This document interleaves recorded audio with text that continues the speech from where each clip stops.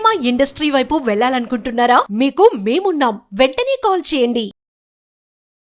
హరిత, ఏదన్నా ఒక బ్యాడ్ ఇన్సిడెంట్ జరిగింది అంటే మనం ఆ ఇన్సిడెంట్ నుంచి బయటికి రావాలంటే చాలా టైం తీసుకుంటాం. ఒక లవ్వే కాదు, ఏ విషయంలో అయినా. ఇక ఎలా ఉంటాయంటే ఆ టైంలో కూడా దానికి రిలేటెడ్ సాంగ్సే మరీ విని విని విని ఇంకా భూపాతంలోకి వెళ్ళిపోతూ ఉంటాం. అరే అక్కడ నుంచి లేవనీకి ట్రై చెయ్యం. దానికి సంబంధించిన డైలాగ్స్ ఇంకా మన ఆడవాళ్ళవైతే చాలా సాంగ్స్ ఉంటాయి. అపరూపమైనదమ్మ ఆడ జన్మ, ఎన్నంటే అమ్మ గురించి ఇలా రకరకాలుగా వినేది.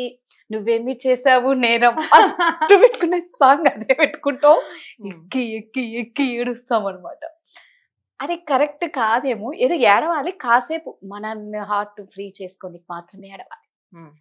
అలా కాకుండా దాని మీద ఫోకస్ పెట్టి మిగిలిన టైం అంతా ఉమ్, పక్కన పెట్టేసి మిగిలిన పనులన్నీ దీని మీద ఫోకస్ పెడితే చాలా లైఫ్ ని లాస్ చేసుకుంటాం. అలా కాకుండా ఈ మెమరీస్ నుంచి బయటికి రావాలి అంటే ఇది వద్దు. నువ్వు అన్నట్టు ఏంటంటే డాన్స్ చేయొచ్చు, ఇది వద్దు. మాటకు ముందు పాటలు పాటలు డైలాగులు పాటలు డైలాగ్ మాతృదేవోభవ సినిమాలు ఇవన్నీ వద్దు. ఏడ్చే టైంలో ఆ టైంలోనే మనల్ని మనం ఎలా రియలైజ్ అవ్వాలి, మనల్ని మనం ఎలా బయటికి తెచ్చుకోవాలి ఆ బ్యాడ్ మెమరీస్ గురించి. ఏవేవైతే లోపల ఉండిపోయాయో, బ్యాడ్ మెమరీస్ అంటే ఏంటి, ఏదో ఒక ఇన్సిడెంట్ అయ్యింది, అక్కడ బాగా మనం ఎక్స్పెక్ట్ చేయని దానికి ఆపోజిట్ జరిగింది. అంతే కదా, మనం ఏదో ఎక్స్పెక్ట్ చేసాము, దానికి ఆపోజిట్ జరిగింది. అదే కదా బ్యాడ్ మెమరీ అంటే, మనం ఇచ్చే లేబుల్ అదే కదా.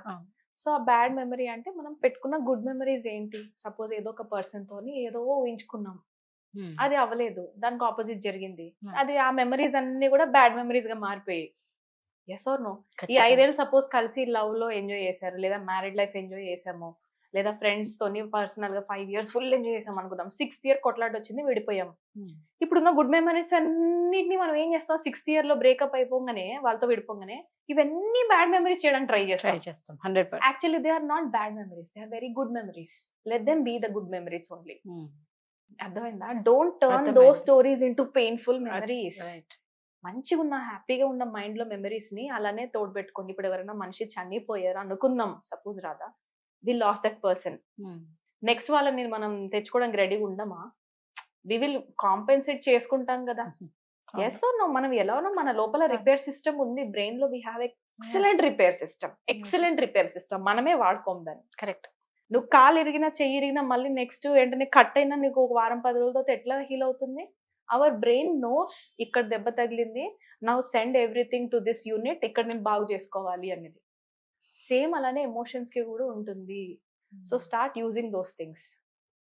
బ్యాడ్ మెమరీస్ ని అంటే నేనేమంటున్నా అంటే, బ్యాడ్ మెమరీస్ లో first check out which are good memories. Suppose ఏదో మనం బ్రేక్ఫాస్ట్ తింటూ కొట్టుకుని ఆడుకుని పడుకున్నవి, ఏదైనా కొంచెం గుడ్ మెమరీస్ ఉన్న వాటిని పెయిన్ గా చేసేసి, ఇప్పుడు వాళ్ళు లేరు కాబట్టి ఇవన్నీ డర్టీ ఫెలో, ఆ టైంలో నువ్వు నన్ను యూజ్ చేసుకున్నావా, ఆ టైంలో నువ్వు నన్ను డబ్బుల కోసమే వాడుకున్నావా, ఆ టైంలో ఇది జరిగింది అని వాటిని పెయిన్ మెమరీస్ గా మార్చొద్దు please. Let them be the good memories only. ఒకవేళ మనిషి చనిపోతే మనం ఎలా యాక్సెప్ట్ చేస్తామో అలా యాక్సెప్ట్ చేసి, ఈ సోల్ తోని నా జర్నీ ఇక్కడికి అయిపోయింది, ఫినిష్, ఫుల్ స్టాప్. రైట్? నీకు అర్థమవుతుందా? సాంగ్స్ పెట్టుకొని don't go back and don't change all those sweet good memories into painful memories. మనమే పెయిన్ క్రియేట్ చేసి మనమే మళ్ళీ పెయిన్ కిల్లర్స్ వేయటం ఎందుకు అని నేను అంటున్నాను. Stop it there. ఓకే, ఇప్పుడు మనం ఏం చేయాలి మరి? మెమరీస్ లోకేమో లాగుతుంది, బ్యాడ్ మెమరీస్ లో ఇప్పుడు ఉన్నది బ్యాడ్ మెమరీ ఏంటి? ఆ బ్రేకప్ టైంలో జరిగిన memory is a bad memory. Yes or no? అది మాత్రమే పట్టుకోండి. సో ఇక్కడ హీలింగ్ మనకు అవసరం, అవన్నీ హీలింగ్ అవసరం లేదు. ఓకే, వాళ్ళు ఎప్పుడన్నా దుర్భాషలాడి ఉంటారు. ఈ సెపరేషన్ కూడా ఎందుకు అవుతుంది? బ్యాడ్ మెమరీస్ ఎక్కడి నుంచి వస్తాయి? సమ్ సెపరేషన్, ఎవరో ఒకరిని మనం ఎక్స్పెక్ట్ చేసాం, అది అవ్వలేదు, సెపరేట్ అయ్యేప్పుడే కదా ఈ బ్యాడ్ మెమరీస్ అన్ని వస్తాయి. లేదా ఇన్సల్ట్ చేసి ఉంటారు, కష్టపెట్టుంటారు, బాగా ఏడవాలి అనిపిస్తుంది కానీ ఏడవకుండా ఆపకుండా సంథింగ్, ఏదో బ్యాడ్ మెమరీస్ అంటే ఇదే లిస్ట్ కదా, ఇంకేమొస్తాయి? నేనేమంటా అంటే, now go back to travelling. చేయాలనిపిస్తే గో ఫర్ ట్రావెలింగ్. ఏమేం చేయాలనిపిస్తుంది నా లైఫ్ లో, నా లిస్ట్ ఏదో ఒకటి ఉంటాయి కదా మనకు నచ్చినవి, బట్ మనం చేయకుండా పోస్ట్ పోన్ చేస్తున్నవి, అవన్నీ చేసుకుంటూ వెళ్ళిపోండి. సపోజ్ ట్రావెలింగ్ ఇష్టం ఉన్న వాళ్ళు take a break. It's okay, నీ లైఫ్ ఎక్కడికి పారిపోదు. 26 years ఉన్నావు అనుకో, సపోజ్ ఎగ్జాంపుల్ చెప్తున్నా, సపోజ్ యూఆర్ 26, 1 ఇయర్ లో నీకు పిల్లలు పుట్టారు, 1 ఇయర్ లోనే పిల్లలు పెద్ద కూడా అయిపోయి మొత్తం రిటైర్మెంట్ కూడా అయిపోదు. 1 ఇయర్ లో life will not be a rush. So 28 లో పెళ్లి చేసుకో, దానికేముంది 2 ఇయర్స్ బ్రేక్ తీసుకో. ఒక రిలేషన్షిప్ నుంచి నువ్వు ఇంకో రిలేషన్షిప్ కి వెళ్ళాలంటే నువ్వు ఆగి, ఈ రిలేషన్షిప్ లో నాకు దెబ్బేసింది, నేను ఈ దెబ్బ నుంచి బయటకు ఎలా రావాలి అన్న హీలింగ్ పీరియడ్ కి టైం తీసుకోండి, నో ప్రాబ్లం. పేరెంట్స్ జనరల్ గా ఏం చేస్తారంటే రాదా, నా లైఫ్ లో కూడా పర్సనల్ గా అయింది, ఒక హార్ట్ ఫెయిల్ అయింది అనగానే నెక్స్ట్ మళ్ళీ దాని రిలేషన్షిప్ లో ఇమ్మీడియట్ గా thinking this relationship will heal you. అవును, మనకే క్లారిటీ లేదు, నిజమే కదా. ఆల్రెడీ అక్కడ హీలే అవ్వలేదు, ఎన్నో మెమరీస్ చూసుకుని వాళ్ళని ఉంచుకొని ఉండుంటాము. Suddenly your body will not be ready for some other person. Right. మంచి పర్సన్ అయినా కూడా you will not be able to give that time. ఎందుకంటే ఆల్రెడీ మిస్ట్రస్ట్ ఉంటుంది కదా. ఇప్పుడు నమ్మిన పర్సన్ మోసం చేశాడంటే నేను ఏం ఫీల్ అవుతున్నా లోపల, మనుషులు నమ్మటం మానేస్తూ ఉన్న పీరియడ్ లో ఉంటాను. నువ్వు ఆ టైంలో ఇంకో మనిషిని ఎవరిని తెచ్చినా నేను ఎందుకు నమ్ముతా? అసలు so take that time, breaks తీసుకోండి లైఫ్ లో, నో ప్రాబ్లం. అలానే ఫుల్ బ్రేక్స్ ఏం కాదు. ఒక అతను ఇలా బ్రేక్ తీసుకోవటం వల్ల ట్రావెలింగ్ కి వెళ్ళి ఆ బ్రేక్ తీసుకొని తను ఏం కావాలి అని అడిగితే హీ స్టార్టెడ్ పెయింటింగ్. వాళ్ళ అమ్మ వాళ్ళైతే ఈ పిచ్చోడు అయిపోయాడు అనుకున్నారట. అవే పెయింటింగ్స్ లక్షల్లో అమ్ముకుంటున్నాడు ఇప్పుడు.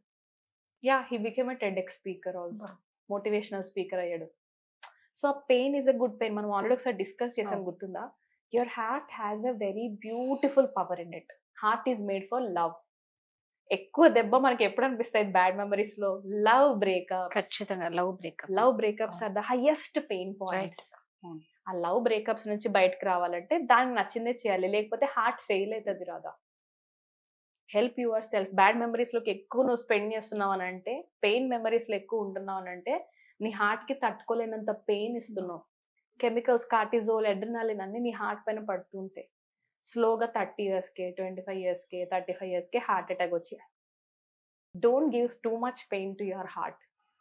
మరి అప్పుడు ఏం చేయాలి? స్టాప్ చేసి take a deep breath. Argument అవుతుంది, ఒక మనిషి వెళ్ళిపోవాలనుకుంటున్నారు. నాకు ఒక అమ్మాయి బాగా టెడ్ఎక్స్ స్పీచ్ చాలా నచ్చింది. అమ్మాయి ఎంత నీట్గా ఎక్స్ప్లెయిన్ చేసిందంటే 11 years ఒక రిలేషన్షిప్ లో ఉన్నారు ఫారిన్ కంట్రీలో. అక్కడ నడుస్తాయి కదా ఇట్లా live in relationships. So she asked, let's get married honey. And that man said, not yet, wait. ఆ నాట్ యెట్ అన్న వర్డ్ అమ్మాయికి ఎంత ఇరిటేషన్ అయిపోయిందంటే ఏదైనా తీసి అబ్బాయి మొహం మీద ఇసిరేయాలనిపించింది. బికాస్ ఫ్రమ్ 11 years ఆ అమ్మాయి వెయిట్ చేసింది వ్యాలిడేషన్ కోసం, ఒక మ్యారేజ్ కి నేను సెట్ అవ్వడం కోసం. ఆ అబ్బాయి ఎందుకు చేసుకోవట్లేదు అన్న లోపల ట్రామా నడిచింది. 11 years మ్యారేజ్ తర్వాత, అదే లివ్ ఇన్ రిలేషన్షిప్ తర్వాత మ్యారేజ్ కి ఇంకా అయితే టైం అడుగుతున్నాడు అని అంటే, now you know what kind of relationship yours this. ఇప్పుడు ఆ అమ్మాయి ఎంత ట్రామా ఫేస్ చేసి ఉంటుంది. భయం వేసిందంట అమ్మాయికి చెప్పింది చాలా క్లియర్ గా. First is fear of losing this person. నేను అబ్బాయిని వదిలేసాను, తర్వాత నేను ఎలా బతకాలి? I'm already 41 today. ఆ ఫియర్ వల్ల అమ్మాయి అలానే ప్రొలాంగ్ చేసిందట.